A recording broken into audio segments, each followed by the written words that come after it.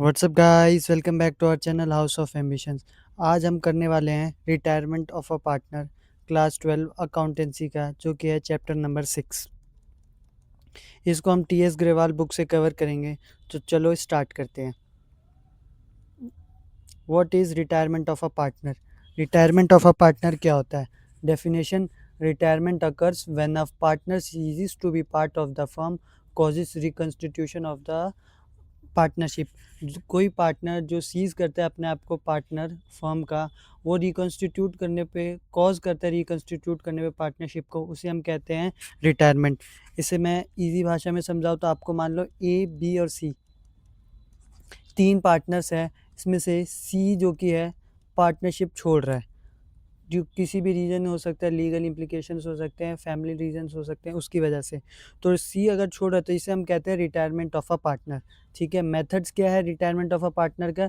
It can be happen through mutual agreement. Mutual agreement के through हो सकता है, कंसेंट ऑफ ऑल पार्टनर्स, जितने भी पार्टनर्स हैं फर्म में उन सब के कंसेंट से हो सकता है, और नोटिस से हो सकता है। ठीक है, लीगल इम्प्लीकेशंस क्या है? Retiring partner remains liable for firm act. Retiring partner जो क्या है रिमेन रहता है लायबल रहता है फर्म एक्ट से बिफोर रिटायरमेंट, जो भी उसने रिटायरमेंट से पहले किया, अनटिल पब्लिक नोटिस इशूड। जब तक पब्लिक नोटिस नहीं आ जाता, ये चीज़ आपको ध्यान रखनी है, जब until public issue is issued, जब तक पब्लिक इशू नोटिस नहीं इशू हो जाता तब तक वो लायबल रहता है। ठीक है, रीज़न एंड लीगल इम्प्लीकेशंस। किस लिए रिटायरमेंट करता है? Common reasons for retirement. First हो सकता है पर्सनल और फैमिली कमिटमेंट्स, उसके कोई पर्सनल रीजंस भी हो सकते हैं या फिर फैमिली कमिटमेंट भी हो सकती है। सेकंड इज हेल्थ इशू और एज फैक्टर। क्या पता वो एज्ड काफ़ी हो गया हो, 60-70 प्लस हो चुका हो, या फिर हेल्थ इश्यूज़ हो, इसलिए भी वो रिटायरमेंट ले सकता है। Third is pursuing other business opportunities. किसी और बिजनेस की अपॉर्चुनिटीज़ को उसको परसू करना हो, इसलिए भी वो रिटायरमेंट ले सकता है। डिसएग्रीमेंट ऑन बिजनेस डायरेक्शन, और डिसएग्रीमेंट करता है वो बिजनेस डायरेक्शन में। फाइनेंशियल डिफ़िकल्टीज़ और special capital needs.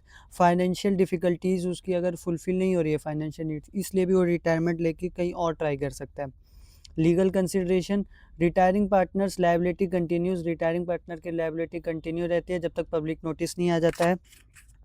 Firm profit sharing ratio changes immediately. Firm की जो कि प्रॉफिट शेयरिंग रेशियो वो इमीडिएटली चेंज हो जाती है after retirement. New partnership agreement requires among continuing partners. जो भी कंटिन्यूइंग पार्टनर्स हैं उनमें नया पार्टनरशिप एग्रीमेंट बनता है। जैसे अगर ए, बी, सी तीन पार्टनर्स थे, अगर सी चला गया तो ए और बी के बीच नया एग्रीमेंट बनेगा, न्यू एग्रीमेंट बनेगा। ठीक है, उसके बाद settlement must follow the partnership deed provision. Settlement जो भी होगा वो पार्टनरशिप डीड प्रोविजन के अकॉर्डिंग होना चाहिए। Key concepts, key accounting concepts. पहले क्या? Revaluation of assets. All assets and liability must be revaluate to reflect current market values. This ensures free distribution of gains और losses among all partners including the retiring partners. इस revaluation से fairness promote होती है, क्योंकि assets और liabilities जो उनका difference होता है बुक वैल्यू और मार्केट वैल्यू में, उसको रिवैल्यूएट करने के बाद फेयरनेस होती है जब कोई भी पार्टनर रिटायरमेंट लेता है तो। उसके बाद है treatment of goodwill. Goodwill of the firm is valued and adjusted through partners capital account. Partners के कैपिटल अकाउंट के थ्रू एडजस्ट होता है goodwill. The retiring partner receives their share of goodwill based on agreed valuation method. और जो retiring partner receive करता है share of goodwill अपना agreed valuation method के, based on agreed valuation method, जिस भी वैल्यूएशन मेथड पे एग्री किया होगा उस पे, चाहे सुपर प्रॉफिट मेथड हो, एवरेज प्रॉफिट मेथड हो, या कोई और मेथड हो। लास्ट है settlement process. Complete settlement of retiring partners' capital accounts, including accumulated profits, reserves, and all adjustment must be made before finalization. Finalization से पहले होना चाहिए सारे अकाउंट्स एडजस्ट, अकाउंट्स के अंदर की चीज़ें एडजस्ट, जैसे कि accumulated profit, reserves and all adjustment। ठीक है, sacrificing ratio and gaining ratio, ये important टॉपिक है। इंपॉर्टेंट टॉपिक है sacrificing ratio and gaining ratio. Sacrificing ratio क्या होता है? The ratio in which all partner sacrifice their share और profit when a new partner join the firm. जब कोई नया पार्टनर ज्वाइन करता है तब जो सेक्रीफाइस करते हैं ओल्ड पार्टनर, उनका रेशियो को निकालने को हम कहते हैं सेक्रीफाइसिंग रेशियो। इसका फॉर्मूला मैंने बताया था आपको लास्ट वीडियो में, old ratio minus new ratio. Sacrificing ratio निकलता है एडमिशन ऑफ अ पार्टनर पे। जब कोई पार्टनर एडमिट होता है तो उस वक्त हम निकालते हैं sacrificing ratio. But gaining ratio तब निकलता है तब कोई पार्टनर रिटायर होता है। आगे और भी केसेस हैं बट अभी आपको याद रखना है रिटायरमेंट के वक्त जो कि गेनिंग रेशियो निकालते हैं। The ratio in which containing partner gain the retiring partner share of profit in the firm. जिस भी फर्म में वो गेन करते हैं कंटेनिंग पार्टनर्स, उस रेशियो को कहते हैं हम गेनिंग रेशियो। फॉर्मूला होता है new ratio minus old ratio, ये अपोजिट है तो इसको आपको ध्यान रखना है। सेक्रीफाइसिंग रेशियो से अपोजिट है इसका formula. Application, these ratios are crucial for adjusting goodwill and determining compensation for changes in the profit sharing ratios, profit sharing arrangements। ठीक है, मैं आपको एक चीज़ बताता हूँ। अब प्रॉफिट शेयरिंग सेक्रीफाइसिंग रेशियो तक हम आ गए हैं तो हम यहाँ चलते हैं, एक सेकेंड।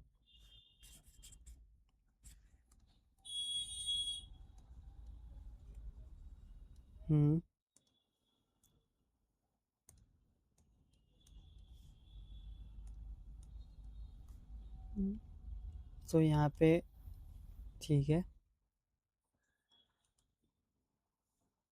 पेन कहाँ है, ये रहा। तो हम यहाँ पे पढ़ेंगे न्यू रेशियो कैसे फाइंड करते हैं। थोड़ा सा लैग हो रहा था बट ठीक है। तो न्यू रेशियो कैसे फाइंड करते हैं? तो न्यू रेशियो फाइंड करने की दो ट्रिक्स होती हैं। मैं कह रहा हूँ दो ट्रिक्स कह रहा हूँ, दो मेथड होते हैं। ठीक है, पहला मेथड क्या है? पहला मेथड है जब कोई भी इन्फो नहीं गिवन होती है, no info is given. Retirement में जब आपको न्यू रेशियो फाइंड करना, तो पहला है कि कोई इन्फॉर्मेशन गिवन नहीं है, और सेकंड है कि when info is given. When info is given, कोई इन्फॉर्मेशन गिवन है related to the retirement of the partner. ठीक है, जैसे for example A B C, A:B:C partner से जो रेशियो को फर्म को डिस्ट्रीब्यूट करें 3:2:1 में, उसमें सी रिटायर्स, सी जो कि रिटायर होता है। तो calculate new calculate new ratio, आपको न्यू रेशियो कैलकुलेट करना है। तो ये आप कैसे कैलकुलेट करेंगे? इसमें तो कोई भी आपको इन्फो नहीं गिवन, तो न्यू रेशियो क्या हो जाएगा? जैसे सी रिटायर होना है, सी रिटायर हो रहा है ना, एक सेकंड मैं पेन का कलर चेंज करता हूँ, आपको समझ आएगा। अगर सी रिटायर हो रहा है तो न्यू रेशियो ए और बी का हो जाएगा 3:2, खत्म, आंसर। इस पार्टनर का शेयर काट दोगे आप डायरेक्ट, और इससे आपका क्या आ जाएगा?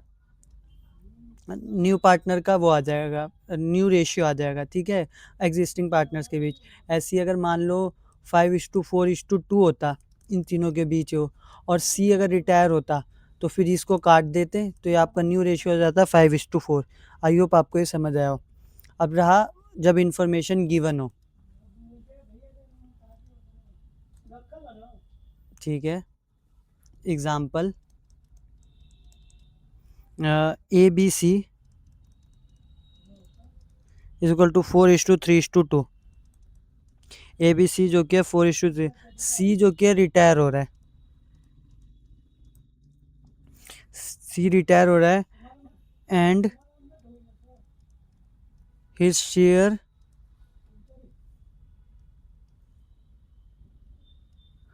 was taken equally, इक्वली लिया गया बाय A एंड B के द्वारा। ठीक है, तो ये अब इसमें इंफॉर्मेशन गिवन है कि सी रिटायर होता है और उसका शेयर जो कि इक्वली ले लेते हैं ये लोग। तो इसमें जैसे आप ए है, ए को आप दिखाइए 4/9 है ए का शेयर, न्यू शेयर अगर आपको फाइंड करना है। और बी का मान लीजिए आपका 3/9 है, आप इसमें फॉर्मूला लगाएंगे न्यू रेशियो वाला, गेनिंग रेशियो करके जो होता है, ठीक है। तो इसमें आप क्या करेंगे, इक्वली लेता है, सी रिटायर होता है और वो इक्वली लेता है, तो 2/9 सी का शेयर जो किया वो है 2/9, वो इक्वली लेता है, हाफ लेता है वो किससे, ए से, तो ए से वो कितना ले रहा है, प्लस में 1/9 करो, प्लस में बी से भी वो इतना ही लेगा तो 1/9 करो, तो ये 5/9 और ये 4/9, ये इसका न्यू रेशियो आ गया। अब आप सोच रहे होंगे ये 1/9 कैसे है, तो मान देखिए जैसे 2/9 तो शेयर था सी का, ठीक है, उसमें से हाफ जो कि इसने इक्वली बांट लिया सी के शेयर को ए और बी ने, तो दोनों को 2/9 का हाफ 2/9 का हाफ मिलेगा, तो 1/9 1/9 मिल जाएगा। अब रही बात, आप सोचा होगा प्लस क्यों किया, तो प्लस किया इसलिए क्योंकि गेनिंग रेशियो का फॉर्मूला होता है sacrifice new ratio minus old ratio, ठीक है। तो अभी हमने इसमें ये फाइंड किया, तो इसमें इसको new ratio minus old ratio आपको क्या गिवन था, ओल्ड रेशियो 4:3:2 गिवन था, यहाँ से आपने इसको प्लस किया, तो ये न्यू रेशियो जो कि हो गया gaining ratio plus old ratio, तो इसलिए हमने वो किया। तो आई होप आपको समझ आएगा हमने ये किस लिए किया। तो इस तरीके से हम क्वेश्चंस को करेंगे। अब चलो वापस चलते हैं, आपको न्यू रेशियो के बारे में समझा दिया मैंने। अब हम अगले कॉन्सेप्ट पे चलते हैं। क्या था अगला कॉन्सेप्ट, ट्रीटमेंट ऑफ गुडविल। दो तरह की गुडविल होती है। मेथड्स ऑफ गुडविल होते क्या है, मुझे बताने की शायद आपको ज़रूरत नहीं है। रेप्यूटेशन होती है, ठीक है। Methods of goodwill treatment, hidden goodwill method, continuing partners compensate retiring partner through the capital accounts in gaining ratio, ठीक है। कंटिन्यूइंग पार्टनर से कंपनसेट करता है रिटायरिंग पार्टनर को थ्रू देयर कैपिटल अकाउंट, ठीक है। और raising and writing off goodwill is raised in the books at full value, credit to the all partners in old ratio, then written off. ये method मैं अभी आपको कराता हूँ, ये न्यूली ऐड हुआ है। Premium method, continuing partners bring cash for retiring partner share of goodwill in the gaining ratio, in their gaining ratio. General entry क्या है कि continuing partners capital account debit to retiring partners capital account, being retiring partner share of goodwill adjusted, तो gaining to sacrificing है। और ये बात रखना, existing partners जो भी होंगे ना वही गेन करेंगे। अब मान लो ए बी सी, अगर सी रिटायर हो गया तो ये पूरा शेयर तो अब ए और बी एक साथ बांट लेंगे ना, तो इनका शेयर गेन। तो हमेशा कंटिन्यूइंग पार्टनर्स गेन करते हैं, ठीक है। और जो भी एक सेकेंड, और जो भी रिटायरिंग पार्टनर होता है ना वो हमेशा सेक्रीफाइस करता है। ये चीज़ को आपको ध्यान रखना है इस चैप्टर के लिए। अब मैं आपको गुडविल की वो दोनों मेथड समझा देता हूँ। नीचे चलते हैं हम, पेज कहाँ है खाली।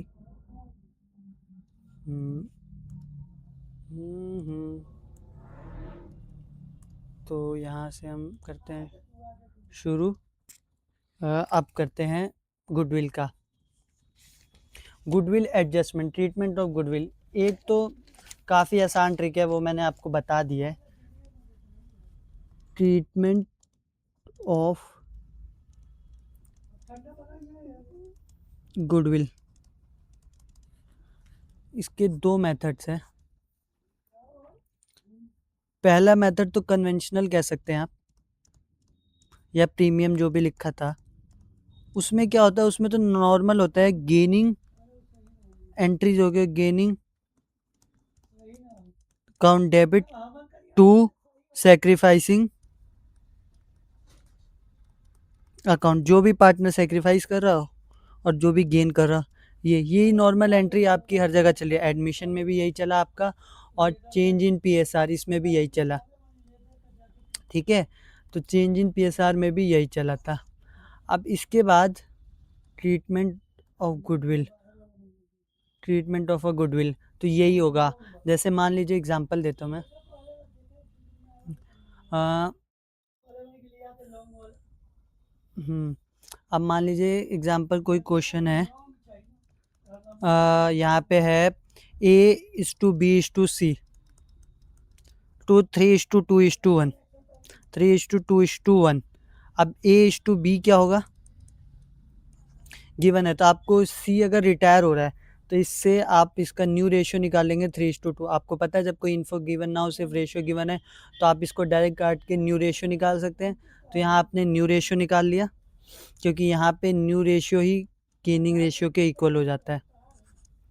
ठीक है, अब आप जैसे नीचे गए, मान लीजिए आपको गुडविल गिवन है 60,000। तो आपको क्या करना है, आपको एंट्री पास करनी है। तो एंट्री क्या होगा, A is capital account debit, existing partner हमेशा गेन करते हैं तो इन्हें डेबिट करेंगे। B is capital account debit to C is capital account. आप फुल फॉर्म यूज़ करना, मेरे पास जगह कम है थोड़ी, इसलिए मैं ऐसे लिख रहा हूँ। तो सी इज कैपिटल अकाउंट, तो ये क्या हो जाएगा 6,000, एक सेकेंड, तो यहाँ हो जाएगा 60,000। गुडविल और शेयर सी का कितना हो जाएगा 1/6, जो कि हो जाएगा 10,000। तो इसे आप बांटेंगे 3:2 में, तो 6,000 और 4,000। ये तो इस तरीके से होगा। बट जो दूसरा मेथड है, जो न्यूली एडिड है, अभी पास्ट 1-2 ईयर से ही आया है, इसमें क्या है, गुडविल को पहले रेज करते हैं, रेज गुडविल, पहले तो गुडविल को रेज करते हैं in old profit, in old partners, in old ratio में रेज करते हैं टू ओल्ड पार्टनर्स के लिए। और उसके बाद ज़्यादा नीचे आ गए हम, राइट ऑफ करते हैं हम गुडविल को,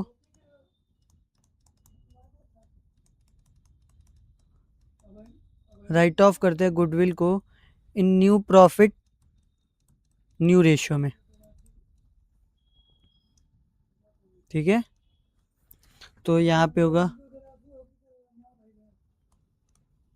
गुडविल अकाउंट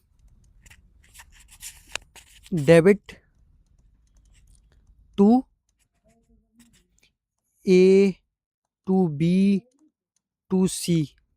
पहले तो ओल्ड पार्टनर्स में गुडविल जो कि है उसको आप बांट दे, जैसे 60,000 था ना, हम लास्ट एग्जांपल ले लेते हैं, तो 60,000, तो ये हो जाएगा 30,000, 20,000, 10,000। आप आगे कैपिटल अकाउंट लगा लेना, तो ये होगा।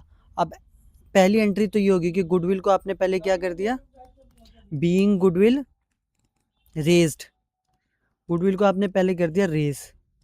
ठीक है, ये तो फर्स्ट स्टेप हो गया आपका।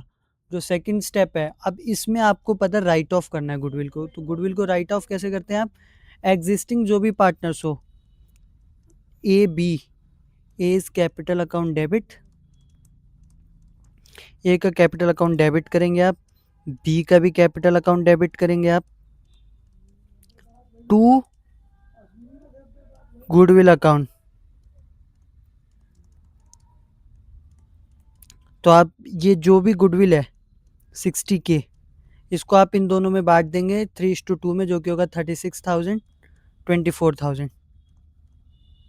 तो इस तरीके से होगा बीइंग गुडविल रिटर्न ऑफ, आप लिख दीजिएगा बीइंग गुडविल रिटर्न ऑफ।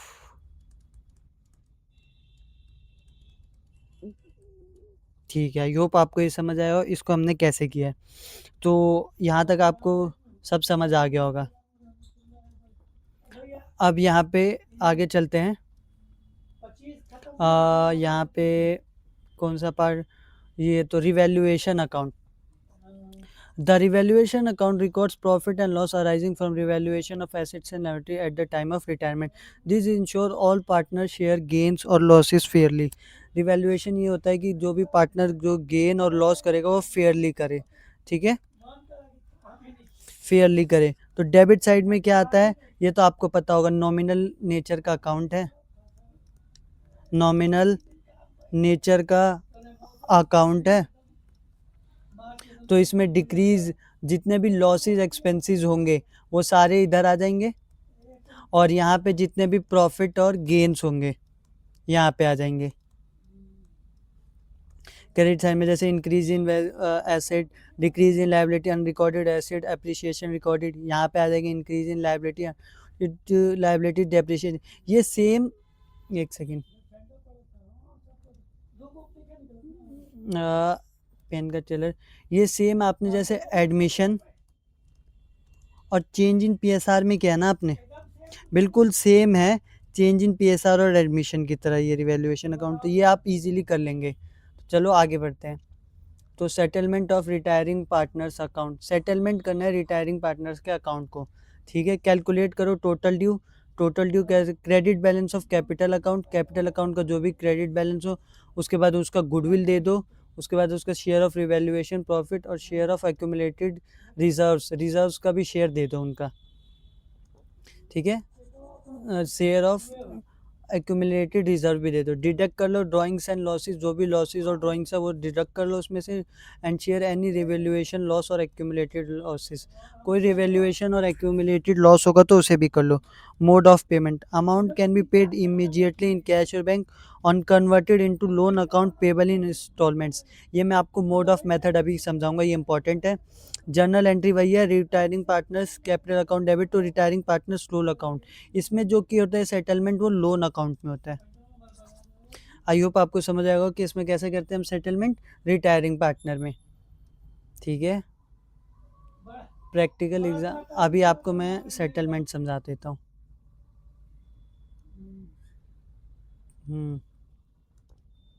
थोड़ा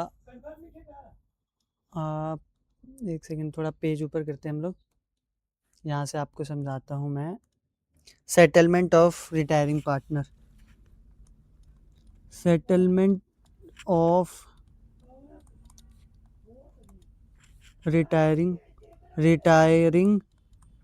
partner, retiring partner, settlement of retiring partner, retiring partner का सेटलमेंट। ये दो मेथड्स है इसमें, या दो तरीके के क्वेश्चंस आते हैं। जब क्वेश्चन साइलेंट हो, व्हेन क्वेश्चन इज साइलेंट, जब भी क्वेश्चन साइलेंट हो, और दूसरा है जब क्वेश्चन जो क्या है, when question clearly state clearly about sacrificing about retiring partner, clearly state कर देता है रिटायरिंग पार्टनर को कैसे सेटलमेंट करना है, वो मैं आपको भी बताता हूँ। जब क्वेश्चन साइलेंट हो गए तो क्या होगा, हम थोड़ा यहाँ पे आपको मैं छोटा सा वो बना के दिखाता हूँ। जैसे सी का कैपिटल अकाउंट होगा, नहीं यहाँ पे नहीं,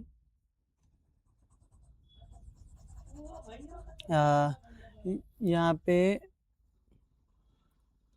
हाँ, सी का जब क्वेश्चन साइलेंट होगा ना, तो जो भी बैलेंस होगा ना, पहले मैं समझा देता हूँ फिर नीचे एग्जांपल दिखाता हूँ। बैलेंस होगा ना वो ट्रांसफ़र होगा to retiring partners loan account, जो भी रिटायर होगा ना पार्टनर,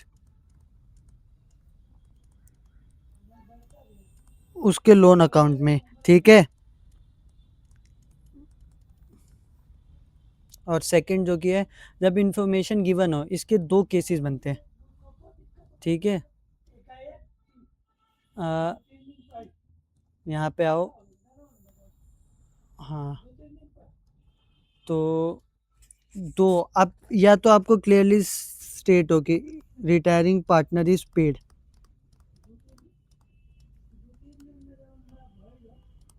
रिटायरिंग पार्टनर जो कि पेड है, फिर तो हम ट्रांसफ़र कर देंगे बैलेंस को किस में, बैंक अकाउंट में, ठीक है।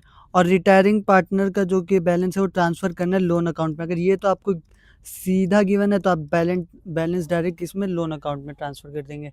अब मैं बताता हूँ इसमें वो केस क्या था जो मैं कहते एग्जांपल के थ्रू समझाऊंगा। यहाँ पे मान लीजिए आप एक सी का कैपिटल अकाउंट बनाते हैं हम,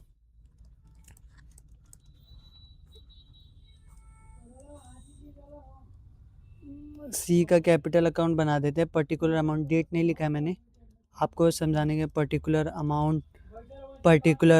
अमाउंट। तो यहाँ पे होगा बाय बैलेंस, जो भी बैलेंस ब्रॉट डाउन होगा, तो हाँ बाय रिज़र्व, कोई भी रिज़र्व होगा वो भी यहीं पे आ जाएगा, ठीक है। बाय रिवैल्यूएशन का कोई प्रॉफिट होगा तो वो यहाँ पे आ जाएगा। और यहाँ पे होगा गुडविल, अगर कोई गुडविल राइट ऑफ किया होगा तो उसका जो बैलेंस होगा यहाँ आएगा, या रिवैल्यूएशन का लॉस होगा, रिवैल्यूएशन का लॉस होगा तो वो यहाँ आएगा। तो जब आप हाँ तो जब आप यहाँ बैलेंस निकालते हैं, यहाँ आपने जैसे बैलेंस निकाला तो टू, अब यहाँ पे ये जो भी बैलेंस आएंगे ये आप ट्रांसफ़र कहाँ करना है, इसी के तीनों केसेस है। अगर क्वेश्चन कुछ स्टेट नहीं करता है तो आप सी के लोन अकाउंट में भेज देंगे, तो सी के लोन अकाउंट में चढ़ा दिया। और अगर क्वेश्चन स्टेट करता है कि retiring partner is paid, retiring partner जो कि पे होगा, तो यहाँ पे सी के लोन की जगह यहाँ पे हम लिखेंगे टू बैंक अकाउंट, डायरेक्ट हम उसके बैंक में दे देंगे। और अगर डायरेक्ट ही स्टेट कर दिया कि लोन अकाउंट में देना है तो आप डायरेक्ट लोन अकाउंट में उसके ट्रांसफ़र कर देंगे, ठीक है, डायरेक्ट लोन अकाउंट में ट्रांसफ़र कर देंगे, जैसे कि यहाँ पे हमने किया है इस चीज़ के लिए, ठीक है। तो अब आपको समझ आ गया होगा, मैंने एग्जांपल के थ्रू समझा दिया आपको इसको भी। अब जैसे ऊपर चलते हैं, हाँ अब ऊपर चलते हैं, कहाँ पे हैं, प्रैक्टिकल एग्जांपल, सेटलमेंट भी मैंने आपको समझा दिया। पर जब क्वेश्चन जो कि है साइलेंट हो तब, जब इन्फो गिवन हो तब, तो आपको मैंने दोनों केसेस समझा दिए। अब इसके बाद नेक्स्ट हम चलते हैं प्रैक्टिकल एग्जांपल। एक एग्जांपल है जैसे प्रैक्टिकल एग्जांपल है, गिवन इन्फॉर्मेशन है, पार्टनर्स अशोक ये है 1/3 1/2 1, गुडविल जो कि इस है, Chaman retires from the firm, revaluation adjustment requirement और various provision to be credit for output. ये इजी है, मैं आपको ये कराता हूँ, एक सेकेंड, इस पार्ट पे हमें अभी सारी थ्योरी कवर करनी थी, तो ठीक है। अब जैसे इसमें एक केस है, रिजर्व का केस हो गया,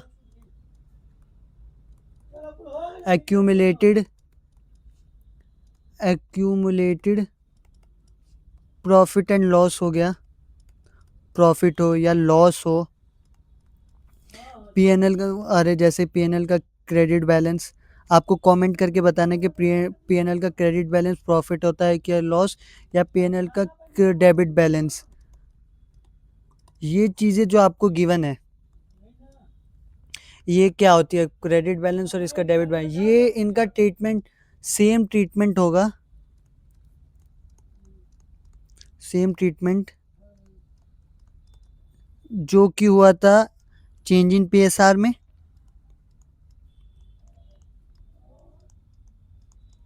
और हुआ था एडमिशन में, ठीक है। तो एडमिशन और चेंज इन पीएसआर में सेम जो कि वो हुआ था। ये प्रैक्टिकल एग्जांपल ये मैं आपको नेक्स्ट क्लास में कराता हूँ, चमन रिटायर्स वाला और भी क्वेश्चंस लेके आऊँगा मैं। तो आपने अभी तक ये सब समझ लिया, सारे टॉपिक्स को आपने सही से समझ लिया है, इस चैप्टर के जितने भी टॉपिक हैं, जितने भी टॉपिक है, treatment of goodwill, conventional new method, raise and write off वाला गुडविल का मेथड भी समझा दिया, सेटलमेंट कैसे होगा वो भी बता दिया मैंने आपको। उसके बाद न्यू रेशियो कैसे फाइंड करते हैं वो भी अगले पार्ट में मैं आपको, settlement of loan account, loan में सेटलमेंट कैसे करते हैं वो भी बताऊंगा, और कुछ क्वेश्चंस भी प्रैक्टिस कराऊंगा। तो आई होप आपको वीडियो पसंद आई होगी, वीडियो पसंद आई है तो लाइक कीजिए, कमेंट कीजिए और अपने फ्रेंड्स के साथ शेयर कीजिए। Thank you everyone.